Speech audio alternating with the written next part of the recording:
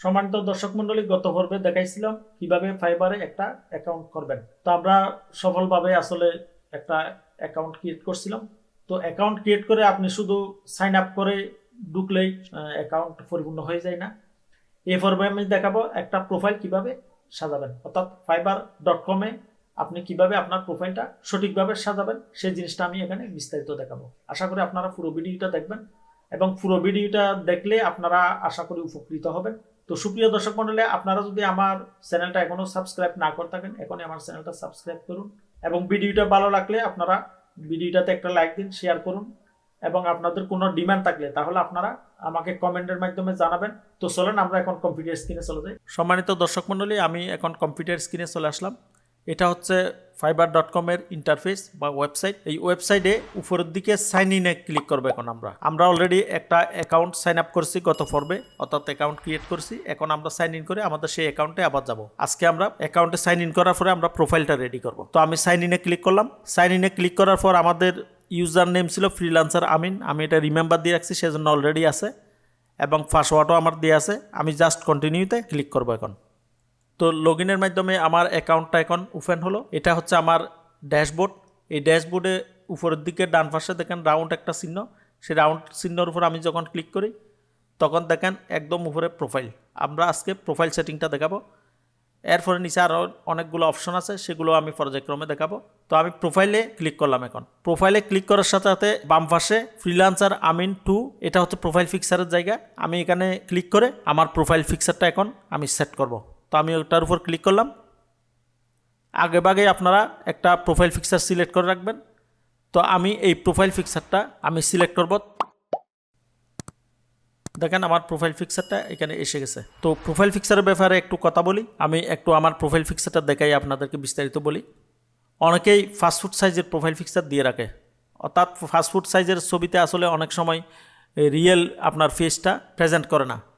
সেক্ষেত্রে আপনার রিয়েল ফেসটা প্রেজেন্ট করা একটা অনলাইন মার্কেট প্লেসে কাজ করতে গেলে একজন ক্লায়েন্ট যখন আপনার ফিক্সারটা দেখবে, দেখেই যেন বুঝতে পারে আপনি রিয়েলি আপনার ফেসটা কীরকম স্মার্টনেস আপনার ফেসের মধ্যে আছে। তো অনেকের লুকিংয়ের মধ্যে স্মার্টনেস থাকে না, সেটাও কোনো সমস্যা নেই। স্মার্টনেসটা আসলে কাজের ভিতরে, তারপরেও আপনার রিয়েল ফেসটা আপনি এমনভাবে প্রেজেন্ট করবেন যেন আপনার পুরো ফেসটা দেখেই একজন ক্লায়েন্ট স্যাটিসফাইড হতে পারে, আপনার সম্পর্কে একটু ধারণা পেতে পারে। কারণ হচ্ছে একজন ক্লায়েন্ট আপনাকে যে একটা ডিজাইনের কাজ দেবে, ওনার কোম্পানির একটা কাজ দেবে, একটা লোগো ডিজাইনের কাজ দিতে পারে। তো আপনার চেহারা দেখেই উনি অন্তত এটা অনুধাবন করতে পারে যেন আপনি একজন ব্যক্তিত্ব সম্পন্ন ব্যক্তি, মোটামুটি একটা প্রফেশনাল ব্যক্তি।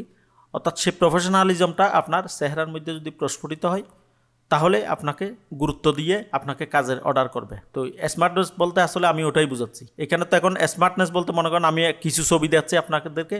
মনে করেন এখানে যে কিছু সেলুনের ছবি দেখতেছেন, এগুলো কিন্তু স্টাইলিশ ছবি। এই স্টাইলিশ দিয়ে আসলে কোনো ব্যক্তিত্ব সম্পন্ন ব্যক্তি বোঝানো হচ্ছে না। একজন ব্যক্তিত্ব সম্পন্ন ব্যক্তি এরকম স্টাইল আসলে করতে পারে না। আপনি দেখবেন কোনো একটা অফিসে চাকরি করে কেউ, কোনো একজন এক্সিকিউটিভ ব্যক্তি কোনো সময় এরকম স্টাইল করে অফিসে আসে না। তো যেহেতু আপনি একটা কর্পোরেট একটা ডিজাইন করবেন, আপনি একটা কোম্পানির ডিজাইন করবেন, সেহেতু আপনার ক্লায়েন্ট আপনাকে সেই ধরনের ব্যক্তিত্ব সম্পন্ন কিনা আপনি আপনার চেহারার মধ্যে সেটা উনি দেখে ওনারা বুঝতে পারবে, যে কেউ আসলে বুঝতে পারবে সেটা। তো আমি এটাই বুঝাইতে চাচ্ছি। তো কোনো সময় এরকম সাইড কোনো ছবি দেবেন না প্রোফাইলের মধ্যে।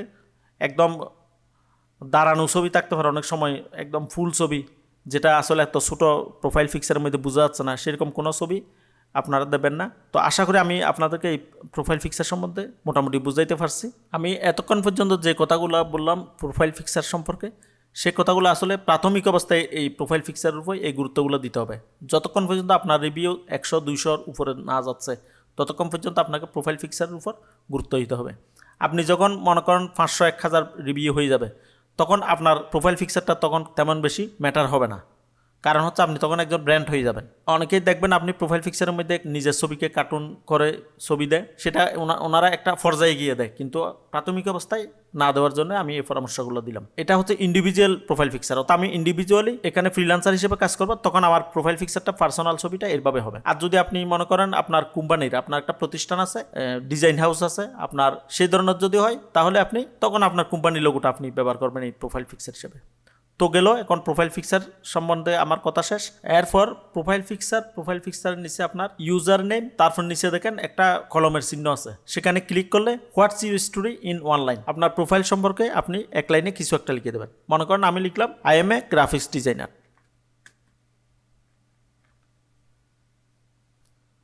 I am a graphics designer এটা লিখে আপডেটে ক্লিক করবেন। আমি ক্লিক করলাম। এরপর এদিকে দেখেন প্রিভিউ পাবলিক মোড, অর্থাৎ এখানে ক্লিক করলেই আপনার প্রোফাইলটা কীরকম দেখা যাবে fiverr.com এর ওয়েবসাইটে, সেই জিনিসটা আপনি ভিউ করে দেখতে পারবেন। আমি ক্লিক করলাম, দেখেন আমার প্রোফাইলটা fiverr.com এর মধ্যে এরকমই দেখা যাবে আপাতত, freelancer Amin two I am a graphics designer. তো আমি আবার ব্যাকে গেলাম। তো এরপর নিচের দিকে আসেন, নিচের দিকে এসে ডেসক্রিপশন একটা অপশন পাবেন। এই ডেসক্রিপশনের মধ্যে কি লিখছে, please tell us about any hobbies, additional expertise or anything else you would like to add. অর্থাৎ এখানে বলতেছে আপনি কি ভালোবাসেন, আপনার কিরকম অভিজ্ঞতা আছে, অথবা এমন কিছু জিনিস আপনি অ্যাড করবেন এখানে ইচ্ছা মতো, যেটাই আপনার একজন ক্লায়েন্টকে আপনি আকৃষ্ট করতে পারেন।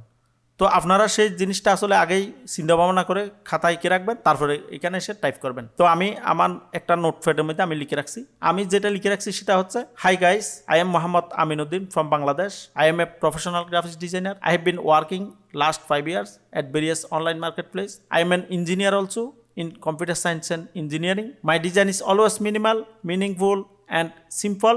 100% client satisfaction is my main goal. Thanks. এটাই আপনারা সংক্ষেপে এই ধরনের একটা ডেসক্রিপশন আপনারা লিখে রাখবেন। তো আমি এই ডেসক্রিপশনটা জাস্ট এখান থেকে কপি করলাম। কপি করে আমি আমার যে ডেসক্রিপশন আছে প্রোফাইলে, সেই ডেসক্রিপশন আমি পেস্ট করলাম। তো আমি এখানে যেই ডেসক্রিপশনটা দিছি সেটা আপনাদেরকে তো ইংরেজি পড়ে শোনাইলাম। এটা আমি কেন দিছি সেই জিনিসটা আমি একটু বলি।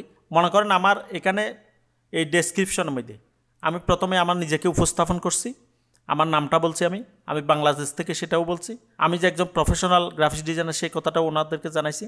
এরপর আমার যে ওয়ার্কিং এক্সপিরিয়েন্স, মনে করেন আমি 5 বছর ধরে আমি এই গ্রাফিক্স ডিজাইনের উপর কাজ করতেছি, সেই জিনিসটা ওনাদেরকে জানাইলাম। এখন প্রশ্ন হচ্ছে 5 বছর ধরে যে আমি কাজ করতেছি, আমার প্রোফাইল দেখে দেখবে যে আমার একটা রিভিউ নাই এই মুহূর্তে, তাহলে কেমনে বুঝলো আমার এক্সপিরিয়েন্সটা? তো সেই জন্য আমি এখানে উল্লেখ করছি আমি ভেরিয়াস অনলাইন মার্কেট প্লেসে কাজ করি। অর্থাৎ আমি এখানে হয়তো নতুন, এই fiverr.com এর মধ্যে হয়তো নতুন, আমি অন্য মার্কেট প্লেসে আগে থেকে কাজ করে আমি সেই জিনিসটা ওনাদেরকে এখানে ডেসক্রিপশনের মাধ্যমে জানাইলাম। এরপর আরেকটা কথা লিখছে এখানে, I am N engineer also in computer science and engineering. এই কথাটা লিখছে এই জন্যই, সাধারণত প্রত্যেকটা ব্যক্তির, যে কোনো ডিজাইনার হোক যেটাই হোক, প্রত্যেকটা ব্যক্তি অনেক সময় ওনাদের যে এডুকেশনাল একটা ব্যাকগ্রাউন্ড থাকে, অনেকেই ইংলিশে অনার্স মাস্টার্স করে এসে এখানে গ্রাফিক্স ডিজাইনার হয়, অনেকেই ইঞ্জিনিয়ার হয়েও আবার গ্রাফিক্স ডিজাইনার হয়। বিভিন্ন এডুকেশনাল ব্যাকগ্রাউন্ড থাকার পরও ফ্রিল্যান্সিং এসে আসলে নতুন নতুন এখানে কেরিয়ার গঠনের লক্ষ্যে ফ্রিল্যান্সার হিসেবে নতুন নতুন প্রফেশন বেছে নেয়। তো সেই অনুযায়ী আমি মনে করেন আমার ইঞ্জিনিয়ার হওয়ার পরও আমি একজন গ্রাফিক্স ডিজাইনার হিসেবে এখানে কাজ করি। ওনাদেরকে আমি সেটা গুরুত্ব বোঝানোর জন্য, অর্থাৎ আমি ওনাদেরকে এটাই বুঝাইতে চাচ্ছি, আমি এমনি সাধারণ একজন হয়তো একদম অল্প শিক্ষিত লোক এখানে এসে আমি গ্রাফিক্স ডিজাইনার হই নাই, ওনাদেরকে প্রাথমিকভাবে আমি সেই জিনিসটা ইঙ্গিত করছি এখানে।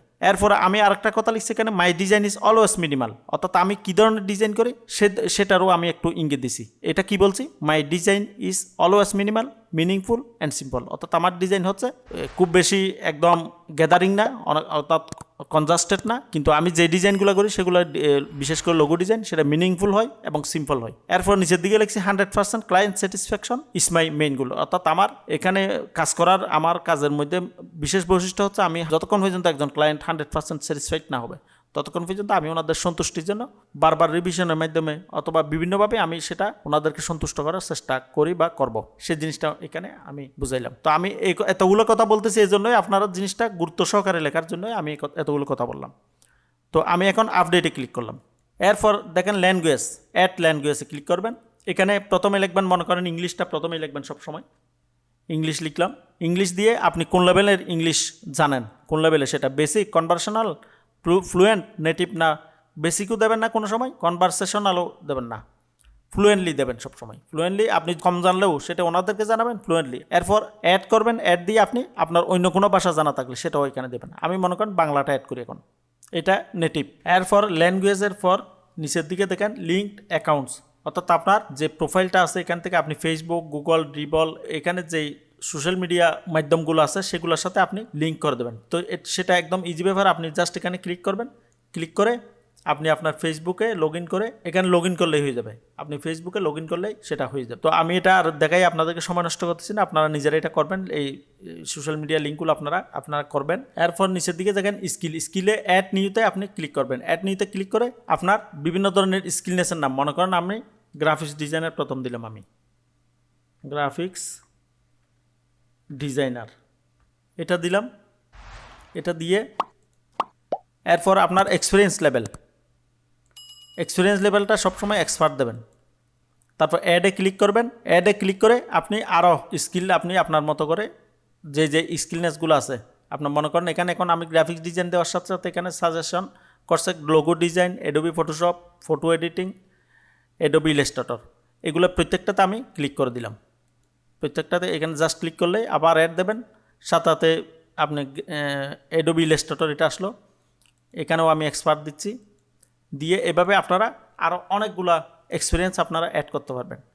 ফ্লায়ার ডিজাইন এসে গেছে, অর্থাৎ আপনার রিলেটেড যে স্কিলনেসগুলো আছে সেগুলো অটোমেটিক্যালি শো করবে। অ্যাডোবি ফটোশপে ক্লিক করে দিলাম, এরপরে এক্সপার্ট দিলাম, অ্যাড করলাম, এরপরে ফ্লায়ার ডিজাইন দিলাম, এক্সপার্ট দিলাম, অ্যাড করলাম। এইভাবে আপনারা আপনাদের মনের মতো করে, আমি এখানে ভিডিও লম্বা হয়ে যাবে প্রত্যেকটা টাচ করলে, পরবর্তীতে আমি আমারগুলো আমি অ্যাড করব।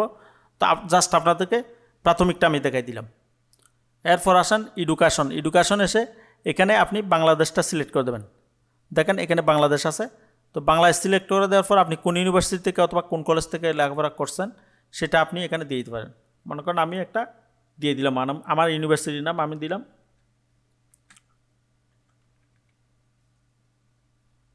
এখানে ডিগ্রির নাম বিএসসি ইন সিএসসি, এরপর কোন ইয়ারে আপনি পাস করছেন সেই জিনিসটা আপনি এখান থেকে সনটা সিলেক্ট করে দেবেন। এগুলো ইজি জিনিস, আপনারা যে কেউ পারবেন। এরপর অ্যাডে ক্লিক করবেন। অ্যাডে ক্লিক করে আপনি ইচ্ছা করলে এখানে আরও অ্যাড করতে পারবেন, আমি আপাতত একটা দিয়ে রাখলাম।